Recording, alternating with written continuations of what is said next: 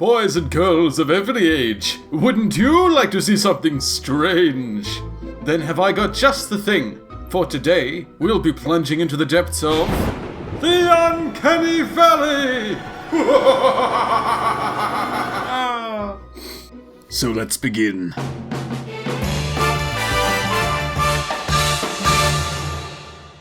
In case you've been living under a rock, the Uncanny Valley is a bizarre phenomenon where something gets close but falls ever so short of looking human.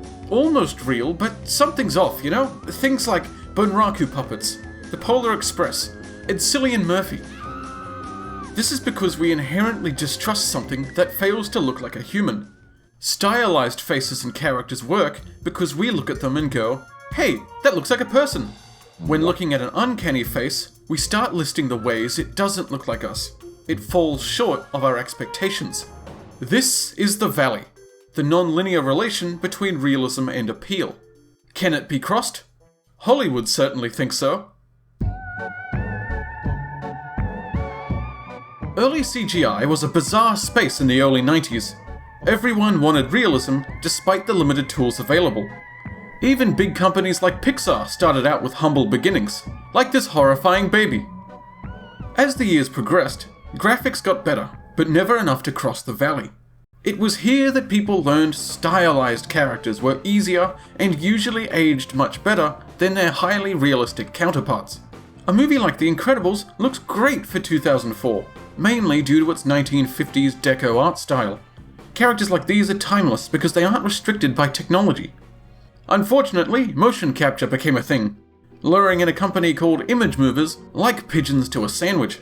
The Polar Express was given the motion capture treatment. It went great. If you like creepy things,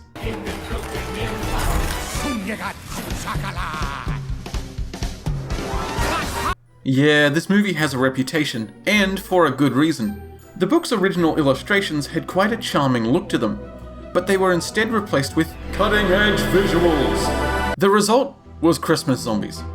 Lifeless eyes, uncomfortable performances, and these terrifying elves.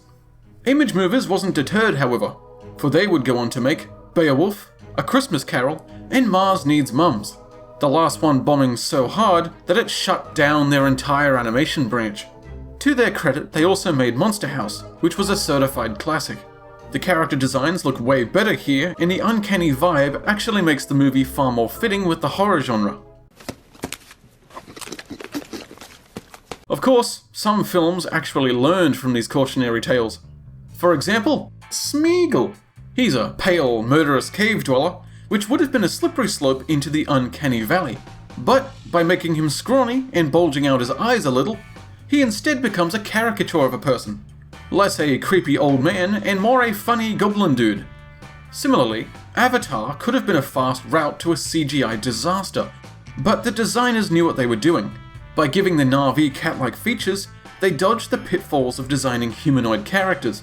You need only look at Sigourney Weaver's Avatar to know the difference a human face can make. So, these examples avoided the problem, but surely if you plug enough GPUs into the computer, you can claw your way up the valley, right?